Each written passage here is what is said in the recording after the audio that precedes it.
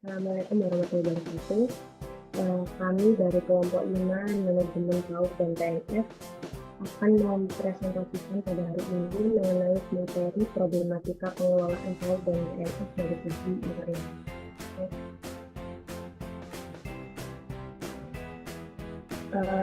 Adapun anggota kelompok kami yang pertama saya Suci Dita Aulia dengan NIM 037, lalu Sinar Usadiana dengan NIM 063, ada Muhammad Khairul Yazid dengan NIM 064 dan Muhammad Bafa dengan NIM 083. Baik, sebelum masuk pokok materi saya akan menjelaskan mengenai secara umum pendidikan anak usia dini.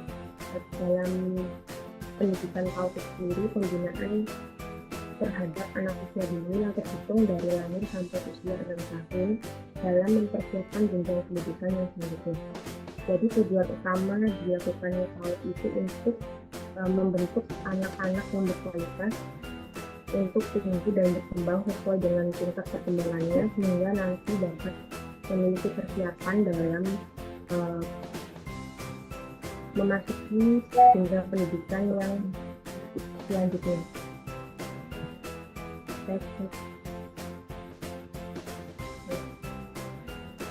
Next.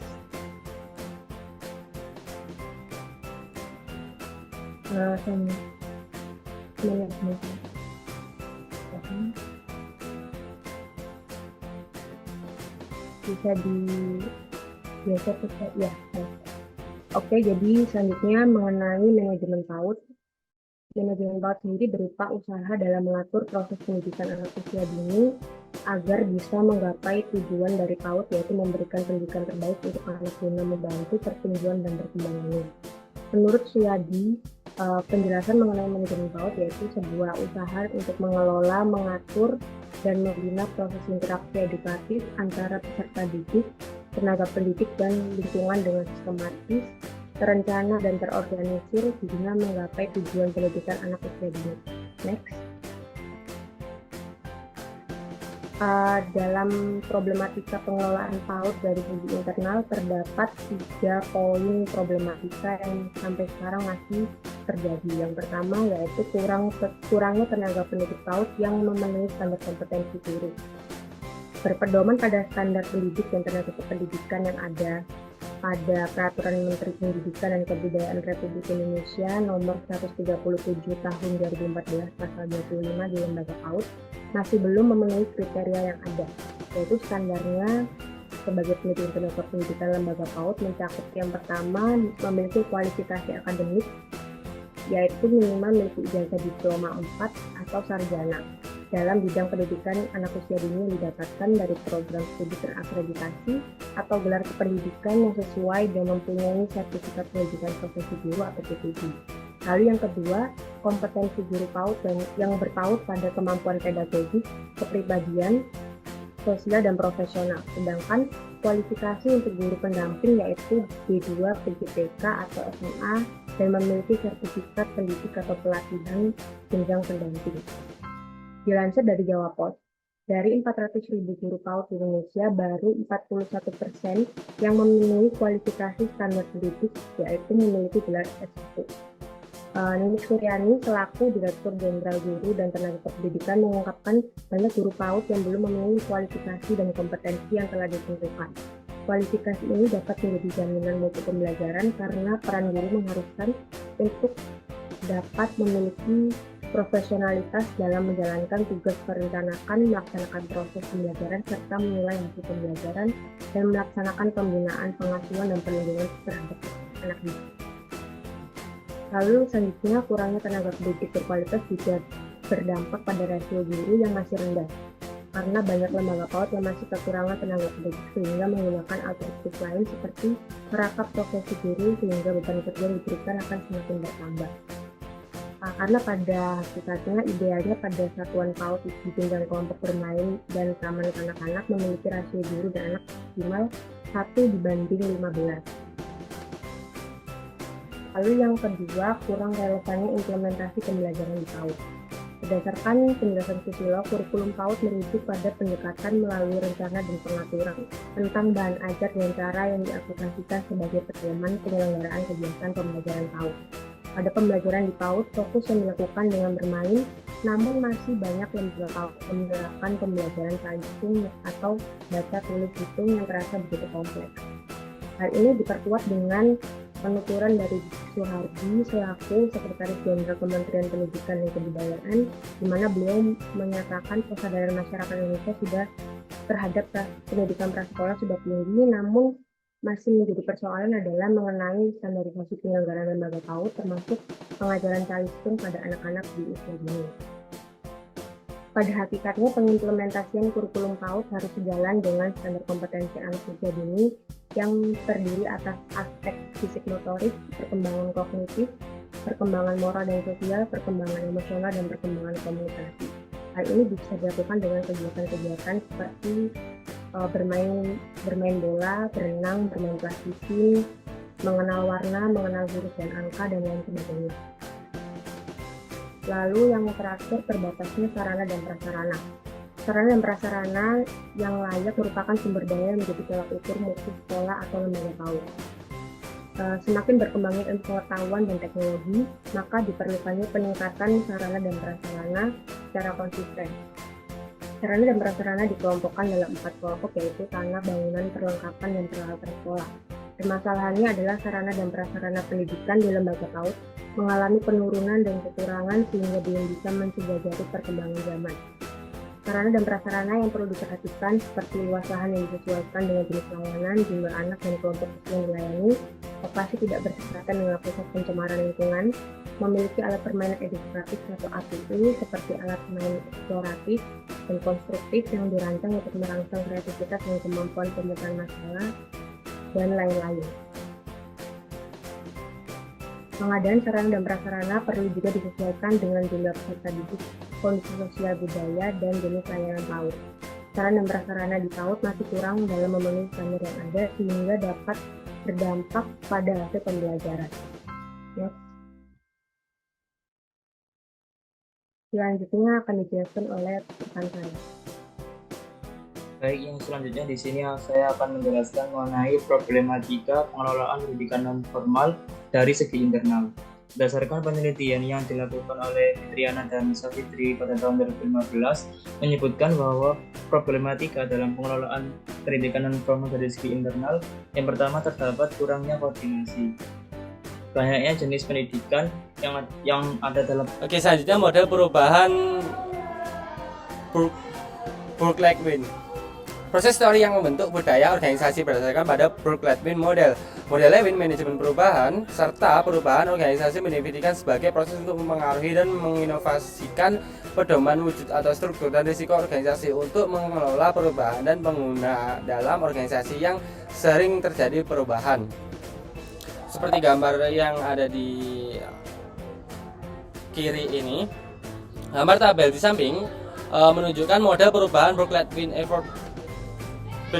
external informant. Blok kuning adalah mewakili masukan bagi organisasi, sedangkan individual dan organisasional performance merupakan keluaran dari organisasi.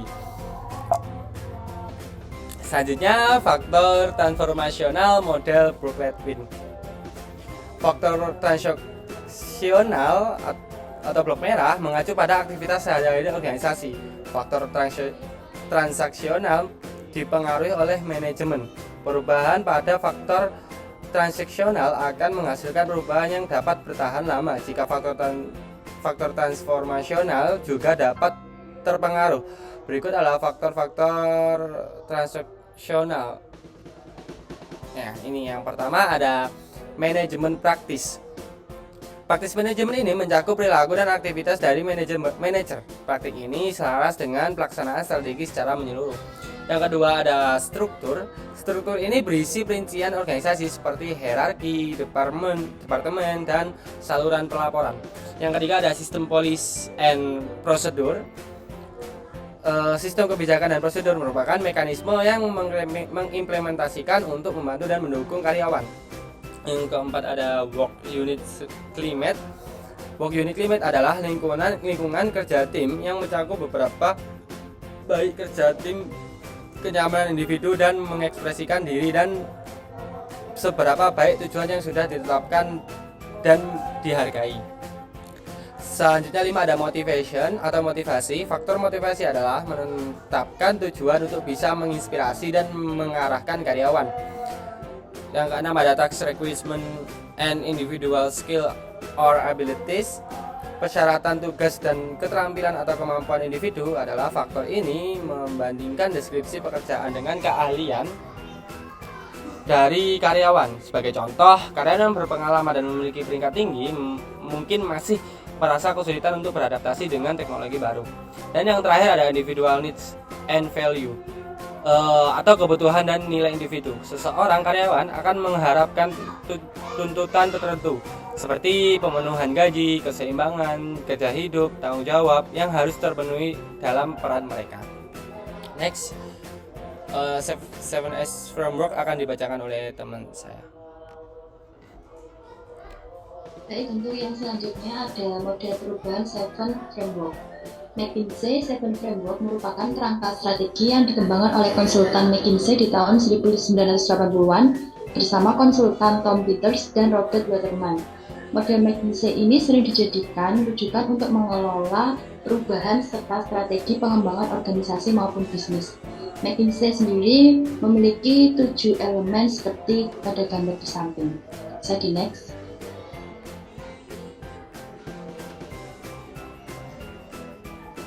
Bisa di next.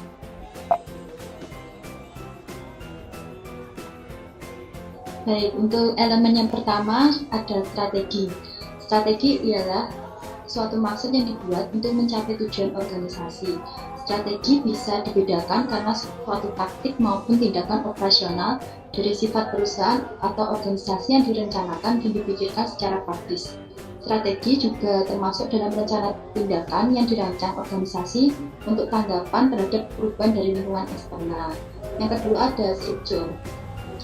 Struktur dalam organisasi ialah yang menggambarkan nilai-nilai bersama organisasi atau shared value guna mewujudkan tujuan serta sasaran organisasi dengan sempurna.